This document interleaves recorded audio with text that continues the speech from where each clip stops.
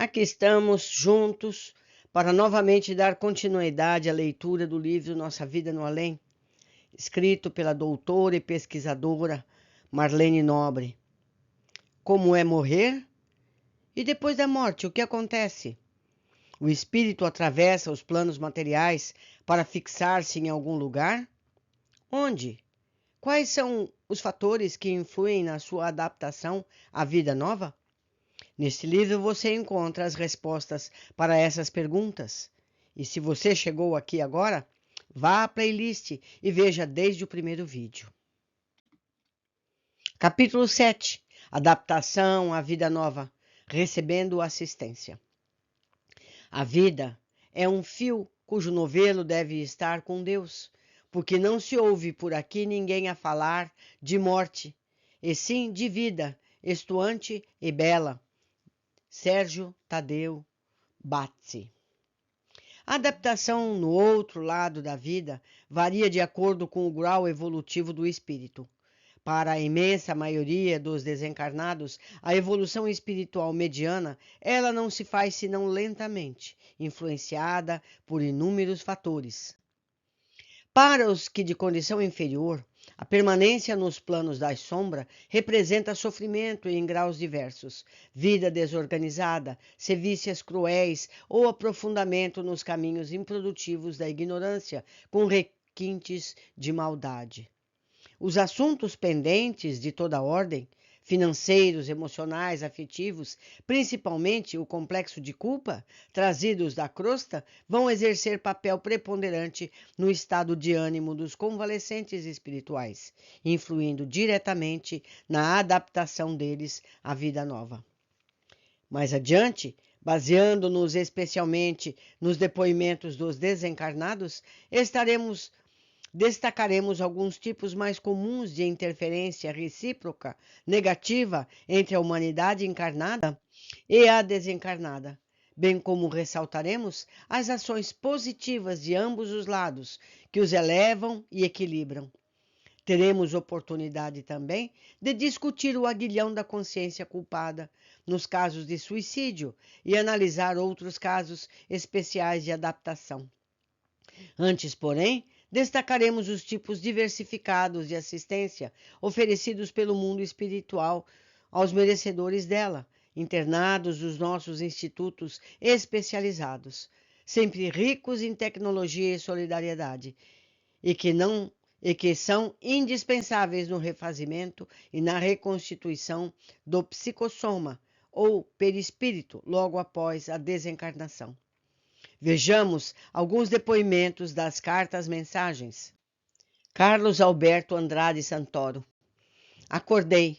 Achava-me num educandário hospital dirigido por antigos benfeitores de São José do Rio Preto. Meu bisavô Santoro me afagava e minha tia Maria me falava com bondade. Mas não precisaram doutrinar-me quanto à grande renovação. Compreendi que mesmo nós, os espíritas, da mocidade e da madureza, ao que penso, não nos achamos assim tão preparados para a transferência de plano como julgávamos, porque o choro do Antônio Carlos me arrasava as lágrimas do Senhor e de minha mãe, calaram sobre minha alma, como se fossem gotas de algum ácido que me queimam por dentro todas as energias do coração.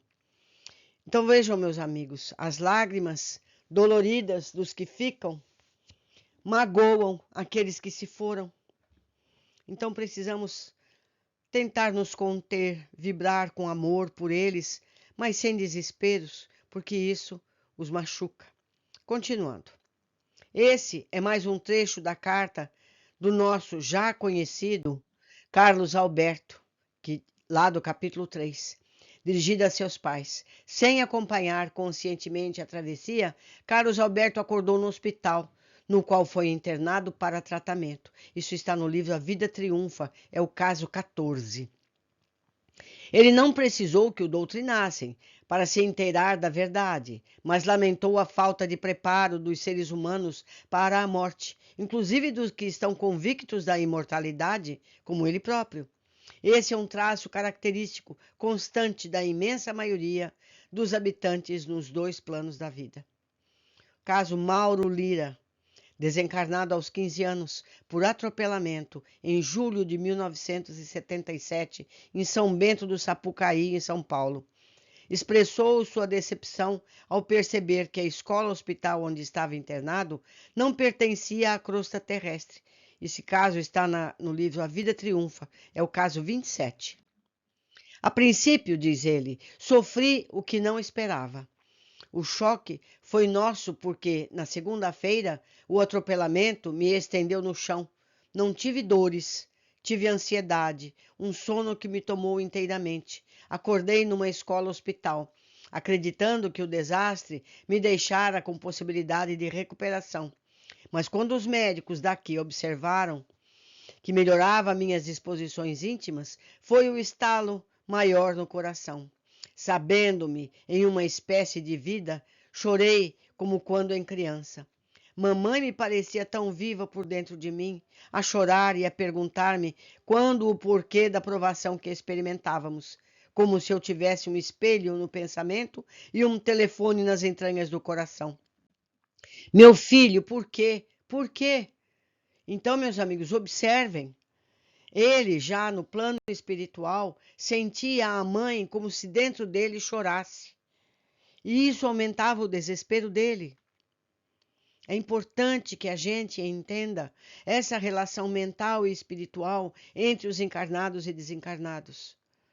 O pensamento é como uma faísca e chega a todos como se estivessem falando em voz alta. Continuando. Observa-se o cuidado dos desencarnados em contar ao recém-chegado que ele já deixou o corpo físico e também a enorme repercussão dos pensamentos dos encarnados, sobretudo os de sua mãe, sobre o convalescente. Caso Wilson William Garcia. Estava casado há pouco mais de 12 meses. Completaria 25 anos de existência uma semana depois de sua morte, quando desencarnou no incêndio do edifício Joelma, no dia 1º de fevereiro de 1974. Todos nós lembramos desse incêndio terrível. Na carta aos familiares, referiu-se ao edifício Joelma como sendo um templo de transformação para Deus. A princípio, conforme explicou, deixou-se conduzir pelo desejo natural de escapar, de lutar pela sobrevivência. Isso está no livro Somos Seis. Depois foi a tosse, o cérebro tomado como se houvesse sorvido uma bebida forte. Em seguida, um sono com pesadelos. Os pesadelos das telas em derredor que vocês podem imaginar como tenham sido. Posso dizer a você, mamãe, que pensávamos em helicópteros que nos retirassem das partes altas do edifício e, com espanto, quando acordei, ainda estremunhado, fui transportado para um aparelho semelhante, junto de outros amigos. Era assim, tão perfeita a situação do salvamento, que fui alojado num hospital, como se estivéssemos num hospital da cidade, para recuperação. Antes do regresso à nossa casa. Vejam, ele achou que estava na Terra ainda, que foi salvo por um helicóptero da Terra e que foi para um hospital da Terra. Isso, meus amigos, é amor do plano espiritual para com todos nós, para não nos magoarmos mais com a situação. Continuando. Relatou então que viu o avô, recordou cenas dos tempos de criança, viu-se menino na memória e compreendeu que estava na vida espiritual. O hospital não era mais daqueles que conhecemos no mundo. Viu e abraçou os antigos mestres do Colégio São Bento, entre eles Dom Lourenço Zeller, quer dizer, que já estavam falecidos e foram recebê-lo lá no hospital. Continuando. Os que acreditam aí no mundo que a morte seja uma cortina de sombra e esquecimento, saibam que das cinzas do mundo surgem os nossos agradecimentos e os grandes benfeitores delas renascem para ajudar aos que caminham em passos vacilantes para as verdades maiores. Na vida nova, a convalescência em hospital e escola, a presença dos parentes e amigos com que os conselhos e diálogos terapêuticos, ao lado da modificação mental do recém-desencarnado, constituem fatores importantes da sua adaptação. Caso José Roberto Pereira da Silva, chamado de Beto. Iniciara o curso da Faculdade de Medicina de Mogi das Cruzes, quando um acidente ferroviário, a 8 de junho de 1972, ceifou sua existência terrena aos 18 anos. Ele relata aos pais seu despertar no além. Isso está no livro Amor e Luz, em sua página 118, e também no livro A Vida Triunfa, no seu primeiro caso. Também está em Filhos Voltando. Como que prosseguia a dormir na viagem que parecia não terminar, até que minhas impressões se transformaram num pesadelo, do qual acordei num leito de tranquila enfermaria, com uma faixa a me resguardar a cabeça. Despertei sentindo dor. A imagem que fora acidentado, sem a certeza disso. Remédios vieram de mãos amigas, dormi de novo, para depois acordar com mais calma. Entretanto, aí fora a nossa casa, a se revelar por dentro de mim. O Senhor, a mamãe, chorando e clamando, sem que eu nada pudesse responder. Mais uma vez, meus amigos, o desespero dos que ficam magoam os que foram. Caso Acilino Luiz Pereira Neto. Ele desencarnou em Anicuns, Goiás, juntamente com seu irmão Fausto, em decorrência de um choque de veículos. Seu pai, Celso Luiz Pereira, é de Moçamedes, cidade histórica de Goiás, a qual se refere o comunicante nas linhas que transcrevemos. Isso está em Enxugando Lágrimas, em sua página 50, da edição que consta da bibliografia. O sono veio rápido. Um sono de injeção maciça, quando a pessoa se vê obrigada a entregar-se sem qualquer resistência. Depois, nada mais vi senão que despertava com meu avô, Acilino, e com um amigo que me lembrava parte de meu nome, Luiz Pereira. Tia Raquel Bailão me disse que Fausto e eu fôramos transportados para uma escola-hospital ligada a Moçamedes, informando que estávamos sob a proteção de Santa Damiana da Cunha. Vejam só que interessante. Uma santa, hein? Uma santa. Caso José Roberto Pereira Cassiano. Era muito ligado a Deus através da arte, tendo desenvolvido na vida terrena atividades como desenhista, projetista, pintor, decorador e fotógrafo em cursos realizados em faculdades paulistas, Protec, FAAP, AD e Infoco. No dia 9 de março de 1974, um sábado à noite, esse jovem sensível deixou o mundo terrestre em virtude de traumatismo craniano, provocado por acidente automobilístico na via Anchieta, em São Paulo. Como estivesse sem documentos, José Roberto foi enterrado como indigente, apesar da busca desesperada de seus pais. Todos esses fatos desconhecidos do médium foram descritos pelo espírito durante a comunicação. E mais, o apelido Sabi, que havia incorporado ao próprio nome, era detalhe totalmente ignorado pelo médium. No entanto, José Roberto não se esqueceu de juntá-lo ao prenome ou assinatura final.